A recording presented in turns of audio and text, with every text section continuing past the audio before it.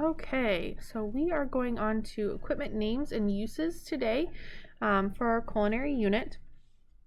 So go ahead and, as a class, discuss what the proper way to wash your hands is. Okay, so here we go. First up, we're going to talk about mixing bowls. Mixing bowls, and again, I'm going to go fairly quick. As a class, you can pause at any time, discuss, take notes if needed, and so on and so forth. So mixing bowls are going to be to combine ingredients. A pastry blender, this is used to cut fat into a flour. We oftentimes use them in making biscuits. We have a grater, and this is going to shred food into tiny pieces. The reason we're not going to call this a cheese grater is because it can shred carrots, it can shred chocolate, it can shred lots of vegetables and fruits. So it's not just what they call a unitool, which means one use for that tool. Kitchen shears, these cut up dry foods and herbs. Then we have a hand mixer or a rotary beater. So this is a culinary utensil or device that is used to whip, beat, mix, all the things.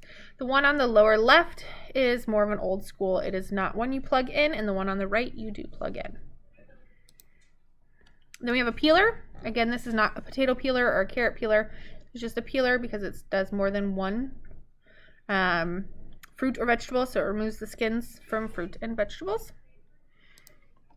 Then we have a rubber scraper. People oftentimes want to call these a spatula.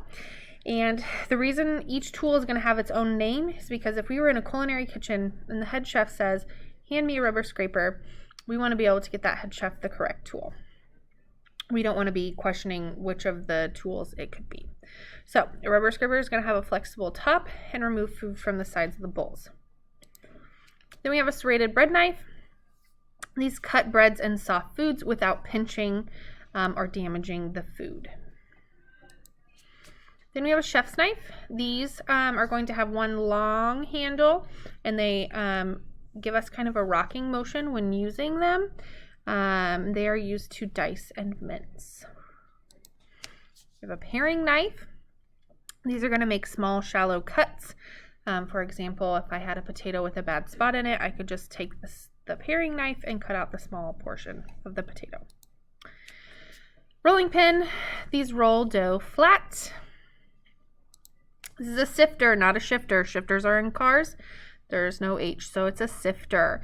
This adds air into flour and other dry ingredients. It's also going to take out any lumps or clumps that may be in your flour or sugar. Cutting board. These protect our counters while cutting. This is a colander. So this is going to drain liquids from large amounts of ingredients like your macaroni. This is a strainer. Okay. This is a smaller mesh-like tool. It drains liquids from small amounts of ingredients. We have a whisk. This whips, beats, and mixes. Can opener. Removes lids from cans.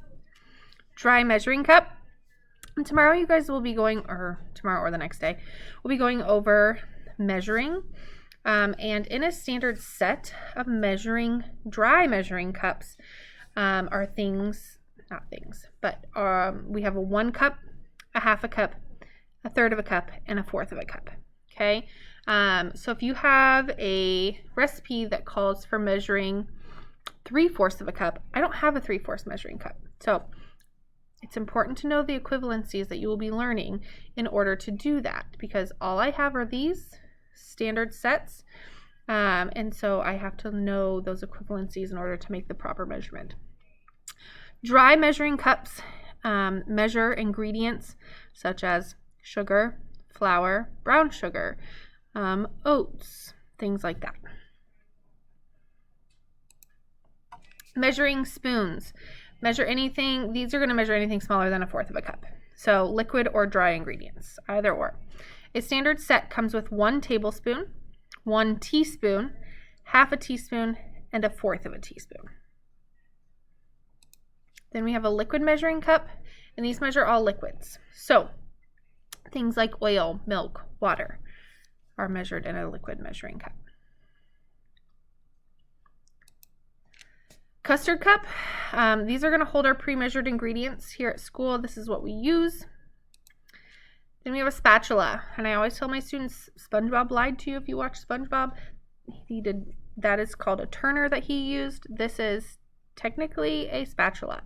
And this for us is going to level off dry ingredients when we measure. And when you watch a video in days to come on how to properly measure, you will see how this is used.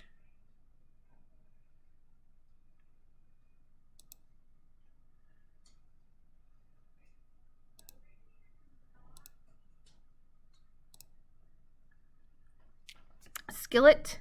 This is for pan and stir frying. Tongs. This is for picking up and turning over hot foods without piercing the skin.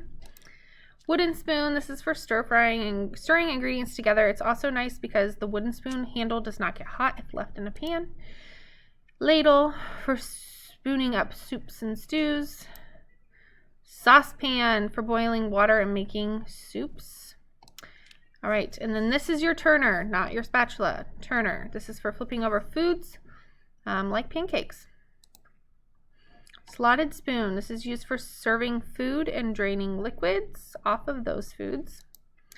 We have a jelly roll pan. These are four-sided baking dishes, baking sheets to prevent spills on the bottom of the oven. So also known as a cookie sheet, but I'm going to show you the difference between a jelly roll pan and a cookie sheet. So this has four sides, and a cookie sheet only has two. So it makes things easy to slide off without breaking them. Then we have a cake pan. They come in many shapes and sizes. A pie plate is used to bake pies. Pizza pan.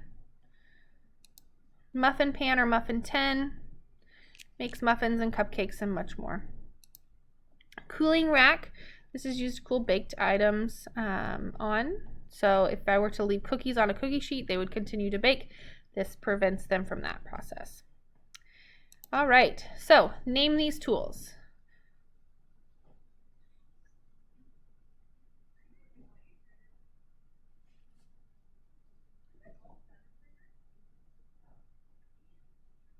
And here are your answers.